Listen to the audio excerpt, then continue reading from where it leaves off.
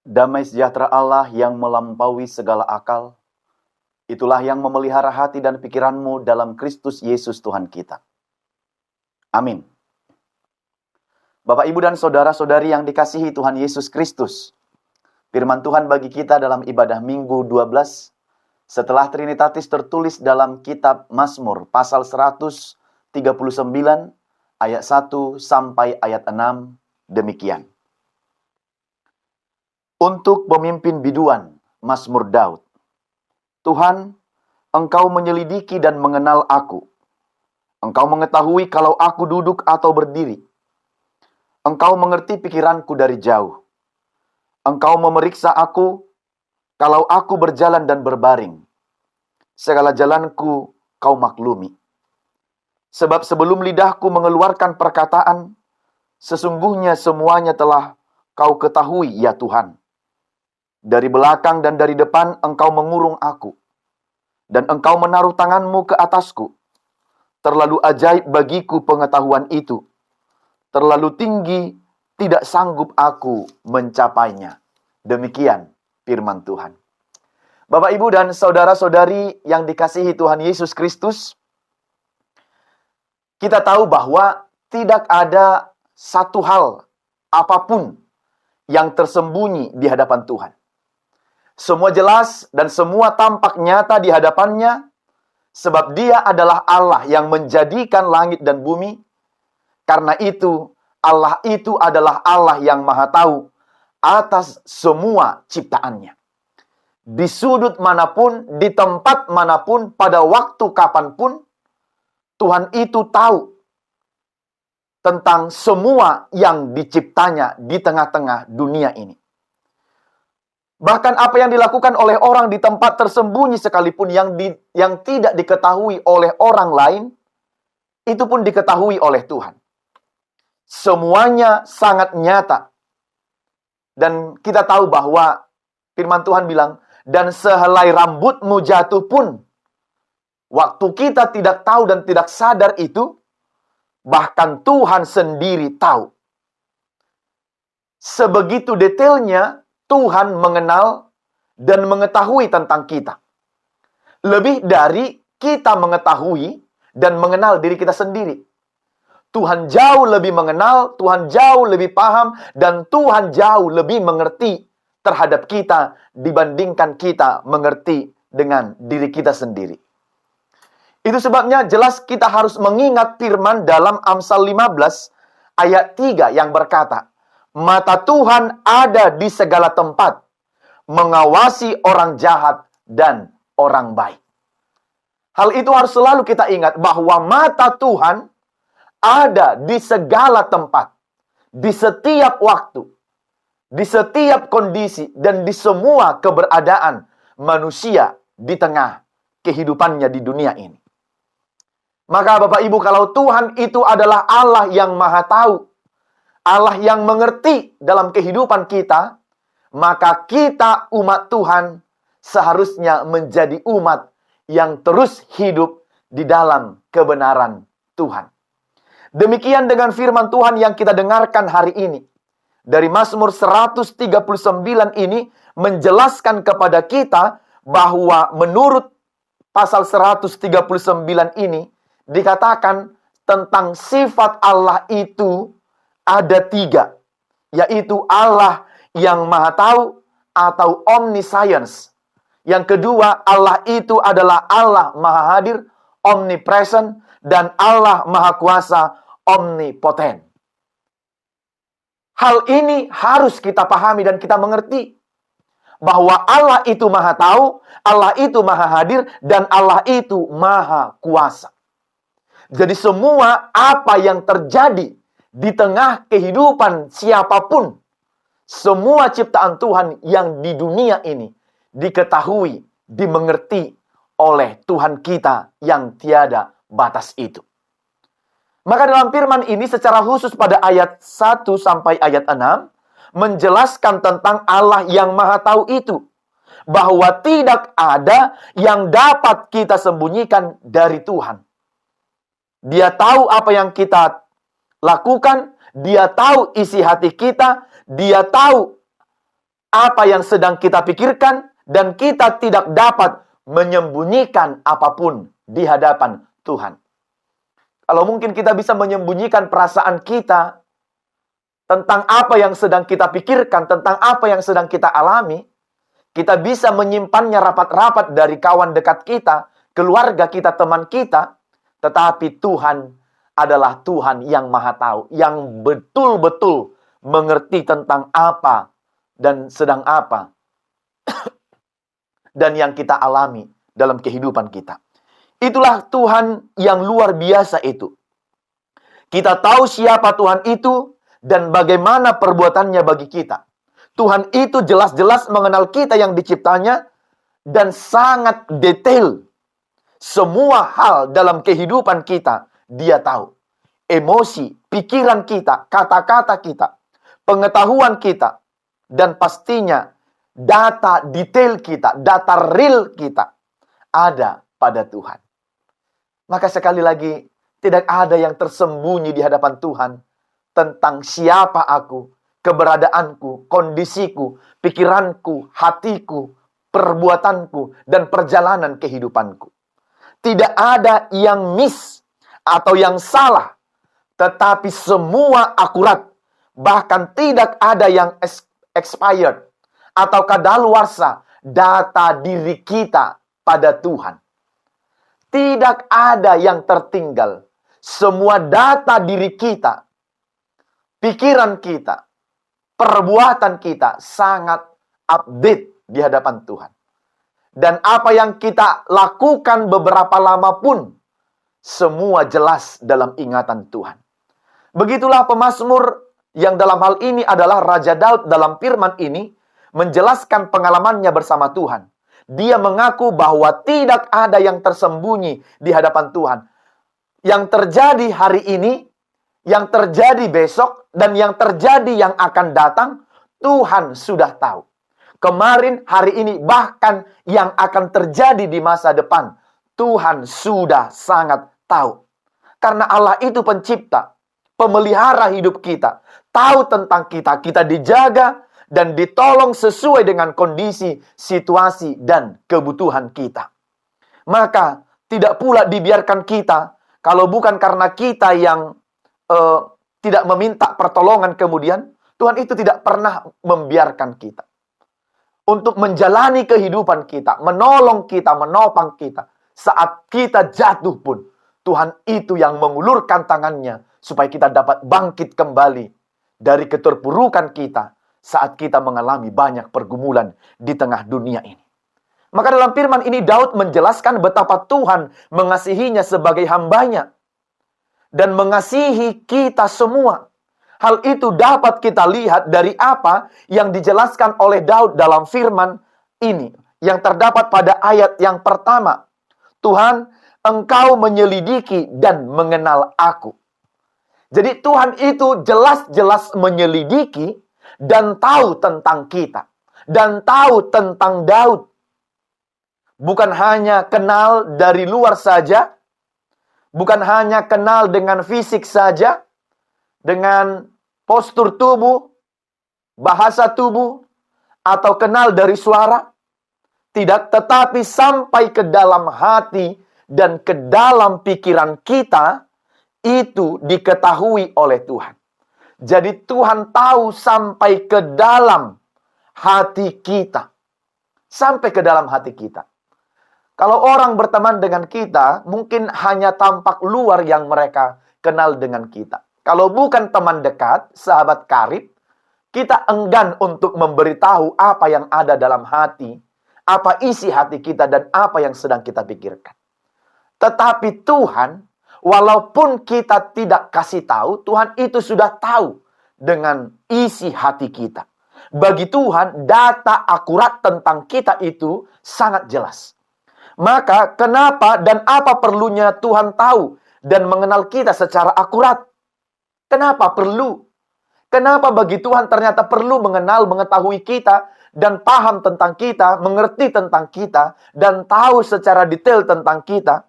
Supaya Tuhan juga tahu melakukan apa yang perlu bagi kita. Termasuk Apa yang perlu bagi pemazmur dalam firman ini? Kalau dia katakan, Tuhan selidiki aku tahu engkau mengenal aku, itu artinya supaya Tuhan tahu apa kemudian yang hendak diperbuat oleh Tuhan dalam kehidupan pemazmur dan dalam kehidupan kita. Selanjutnya dalam ayat 2 sampai ayat yang ketiga, dikatakan, engkau mengetahui kalau aku duduk atau berdiri, engkau mengerti pikiranku dari jauh. Hal ini mau menjelaskan kepada kita, ternyata dari bangun sampai kemudian tidur kita, dan di sepanjang proses tidur kita sampai pagi, kalau kita bisa tidur terlelap, Tuhan tahu. Dari bangun sampai tidur kita, perbuatan kita pun tidak ada yang tersembunyi di hadapan Tuhan. Tuhan tahu kapan kita duduk, kapan kita berdiri. Pikiran kita pun Tuhan tahu. Apa yang sedang kita pikirkan, apa yang sedang kita bicarakan, Tuhan itu tahu. Ya, saat duduk dan berdiri, kita mungkin bisa lupa apa yang kita kerjakan hari ini. Nanti, setelah beberapa lama, setelah beberapa jam, tapi Tuhan tahu. Saat kita berdiri dan saat kita duduk pun, dan pikiran kita pun, walaupun Tuhan itu tidak tampak bagi kita secara fisik, tapi Tuhan tahu. Itu artinya kalau Tuhan tahu apa yang kita kerjakan dan apa yang kita perbuat. Kalau Tuhan ternyata tahu, kita harus lebih hati-hati mempergunakan hidup kita. Kita harus lebih hati-hati mengerjakan segala pekerjaan kita dari awal kita bangun tidur sampai pada malam hari. Kalau kita tahu bahwa Tuhan itu mengetahui apa yang kita buat, kita lebih berhati-hati. Kita lebih berbuat baik. Kita lebih berbuat seturut dengan kehendak Tuhan. Karena tidak ada satupun ternyata yang terlepas dan yang tertinggal atau yang tidak terekam oleh Tuhan dalam semua sisi perjalanan kehidupan kita ini. Itu yang perlu. Jangan kita sudah tahu bahwa Tuhan itu mengetahui perjalanan kehidupan kita, tetapi kita masih melakukan perbuatan yang berlawanan kepada Tuhan, yang tidak sesuai dengan kehendaknya. Maka hati-hatilah, lakukanlah pekerjaanmu dengan baik, seturut dengan kehendak Tuhan. Jangan pula kalau Tuhan sudah tahu kita malah berleha-leha, atau tidak peduli, atau semacam tidak perasaan pura-pura tidak tahu. Bahkan Tuhan tahu saat kita berjalan dan berbaring. Saat berjalan kita pun, berbaring kita pun, tidur kita pun, segala jalan yang kita tempuh hari ini, yang kita lalui kemarin, yang akan kita tempuh di masa yang akan datang, Tuhan tahu. Dalam firman ini, Daud tahu ketika dia berjalan dan tidur pun, Tuhan tahu apa yang dikerjakan oleh Daud. Setiap hari itu Tuhan tahu. Setiap jam. Tuhan tahu semua yang terjadi dalam kehidupannya. Bayangkan Bapak Ibu, saat kita tidur, kita saja tidak mengerti apa yang, kalau kita sedang tidur pulas, kita tidak tahu apa yang terjadi dalam kehidupan kita saat kita tidur dengan pulas. Tetapi saat kita tidak tahu tentang kita, bahkan saat tidur kita sendiri pun, Tuhan tahu begitu.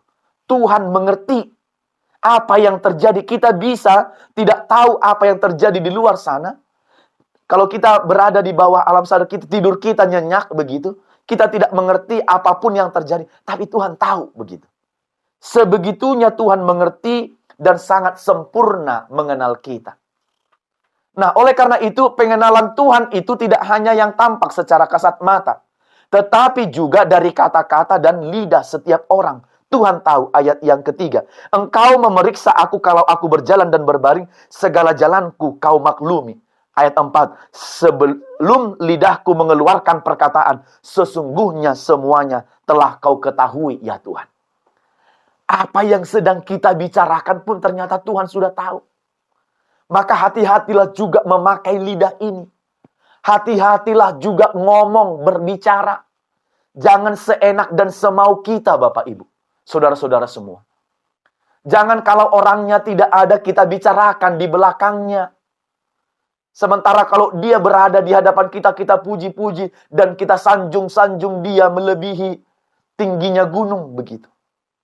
Tuhan tahu apa yang ada dalam lidahmu, mulutmu yang sedang kamu bicarakan, yang sedang kita bicarakan. Sekali lagi, kalau Tuhan tahu aku justru harus berhati-hati menggunakan lidahku ini supaya tidak melukai temanku dan tidak melukai hati Tuhan. Harusnya pemahamannya seperti itu. Jadi Tuhan itu tahu kata-kata yang akan keluar dari mulut kita.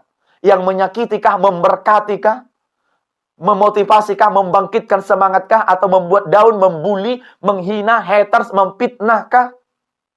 Dan tidak cuma itu, jari-jari kita ini pun, ketika kita memposting postingan kita, melukaikah, menyemangatikah, memotivasikah, apa yang sedang ada dalam pikiran kita, dan apa yang sedang akan kita ketikkan dan postingkan dalam media sosial kita masing-masing, Tuhan pun sudah tahu. Dan Tuhan mengenal kita. Oh, sebegitu ternyata kehidupanmu. Oh, itu ternyata yang ada dalam pikiranmu. Orang kan kalau tidak diutarakan, kadang susah untuk kita mengerti. Lalu kemudian dia posting, oh begini ternyata pikiran orang ini. Tapi Tuhan tahu, tanpa diposting pun, tanpa diberitahu pun Tuhan tahu. Maka hati-hatilah. Tuhan tahu motivasi apa yang keluar dari pikiran kita. Saat berkata-kata, apa motivasi tujuan dari kata-kata itu keluar dari mulut kita. Tuhan tahu. Betul-betulkah menyemangati? Atau berpura-pura menyemangati? Betul-betulkah mendoakan atau berpura-pura mendoakan? Betul-betulkah menyayangi atau berpura-pura menyayangi? Atau tidak serius begitu? Jadi, kita harus mengingat bahwa apa yang keluar dari mulut ini, semua perbuatan tingkah laku kita diketahui oleh Tuhan. Itu sebabnya dalam istilah Batak ada begini, hata makehei alai roha makil hili. Omongannya menyemangati tapi hatinya mematahkan atau membenci. Janganlah menjadi orang yang seperti itu, Bapak Ibu. Jadilah orang yang antara kata dan hati itu sinkron, sejalan. Apa yang kemudian didorong oleh hati kita untuk melakukan sesuatu, membicarakan sesuatu yang baik, itu yang keluar dari mulut kita. Karena apa? Tuhan tahu. Jadi sebenarnya sehebat apapun orang merangkai kata-kata, seindah apapun, sepuitis apapun, sebagus apapun motivasinya, quotes-nya, Tuhan tahu. Jadi stop untuk bersifat munafik. Lewat kata-kata, lewat lidah yang tidak bertulang ini. Stop. Karena motivasimu ngomong, motivasi kita bicara, motivasi kita menyemangati benar atau tidak, Tuhan tahu. Mungkin dari atas Tuhan bilang, banyak kali pun ngomongmu, sok menasehati, sok menyemangati, padahal dalam hatimu busuk, begitu. Jadi Bapak Ibu, sekali lagi stop untuk bersifat munafik lewat kata-kata, lewat lidah yang tidak bertulang.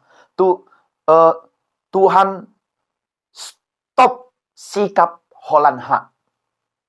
Berhentikan dari hidup kita sikap hanya omong doang. Jauhkan lidah kita ini dari lidah yang selalu membicarakan hal yang tidak benar. Siadila namar pangait. Tuhan memperhatikan kata-kata, pembicaraan orang. Hati-hati kita.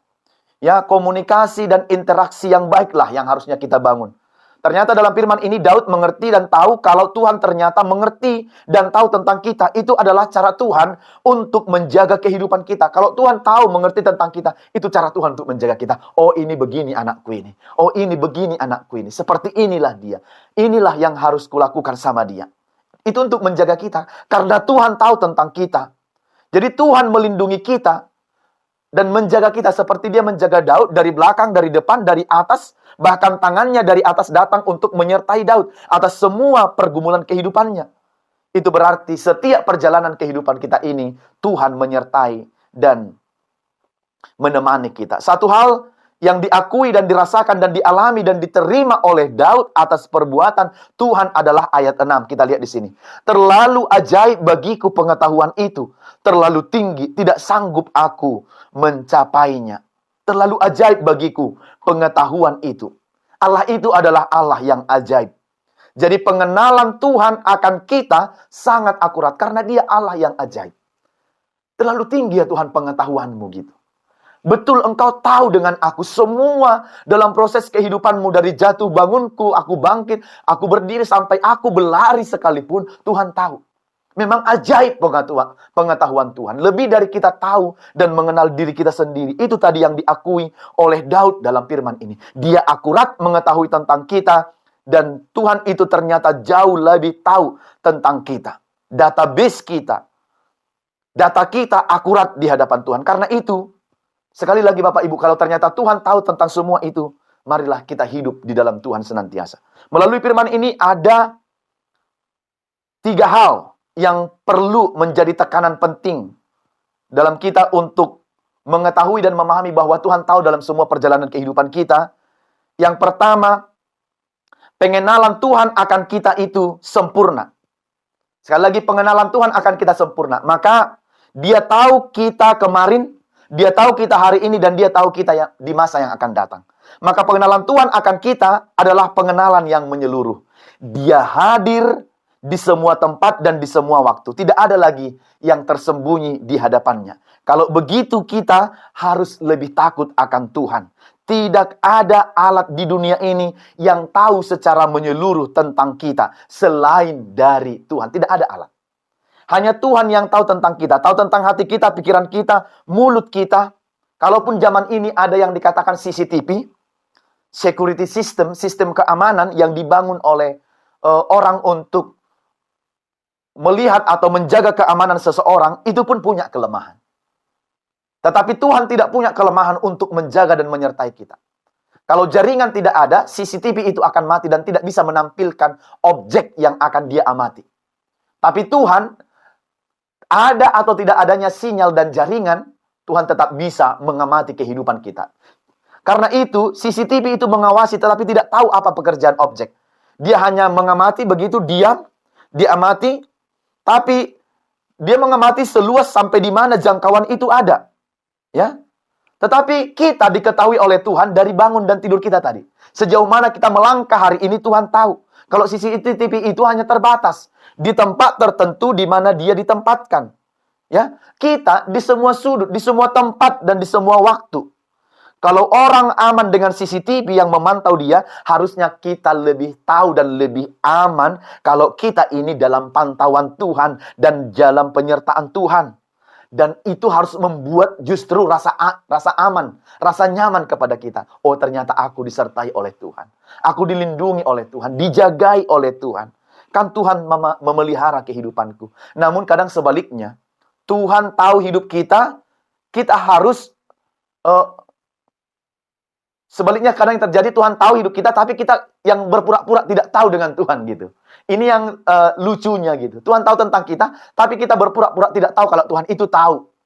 Nah, oleh karena itu, kalau Tuhan itu tahu hidup kita, kita harus hidup benar di hadapan Tuhan. CCTV beda dengan dengan Tuhan yang mengetahui semua kehidupan kita. Semua yang baik atau yang jahat yang kita lakukan diketahui oleh Tuhan. Maka hidup, hati, pikiran, lidah, dan semua hidup kita harus benar. Karena Tuhan tahu. Jangan lupa Tuhan itu maha tahu. Apa yang terjadi dalam hidupmu, di pikiranmu, di hatimu, Tuhan tahu. Kalau kau bilang kita memaafkan orang lain dari mulut kita, tetapi hati kita tidak, tetapi dalam pikiran kita masih mendendam, Tuhan tahu. Kalau kita memeluk teman kita dengan erat, mengatakan, tapi dalam pelukan itu masih tersimpan amarah dan benci, Tuhan tahu. Kalau kita menyalam dengan kuat, dengan begitu erat, sorry ya, aku minta maaf samamu gitu. Tapi dalam hati kita benci, Tuhan tahu. Berarti kita adalah orang yang munafik. Maka Tuhan bilang, segitu ya ternyata. Berbeda antara mulutmu dan hatimu gitu. Jadi kita kadang lupa kalau Tuhan itu tahu dengan kehidupan kita. Atau kira kita berpura-pura tidak tahu kalau Tuhan itu tahu. Jadi kalau kita tahu bahwa hidup kita ini diketahui oleh Tuhan, hiduplah dengan benar di hadapan Tuhan. Sebab semua nyata di hadapannya. Patar dosa luhukna. Yang berikut yang kedua, kita tahu bahwa Tuhan mengetahui hidup kita, maka kita merasa aman. Tuhan tahu apa yang perlu bagiku. Tuhan tahu mengetahui segala isi hatiku. Sebaliknya kalau Tuhan tahu, kita lebih harus hati-hati. Hati-hati dengan apa? Hati-hati dengan mulut kita, hati kita, tangan kita, pikiran kita, jari kita, status kita, postingan kita. Jangan sampai melukai hati orang dan jangan sampai melukai hati Tuhan. Tuhan tahu pikiran kita. CCTV tidak tahu pikiran kita. Lagian kelemahannya sangat banyak. Ya, maka sekali lagi, memorinya pun hanya cukup menyimpan 2 minggu. Bahkan kalau lebih bagus, mungkin 1 bulan. Itu memori CCTV.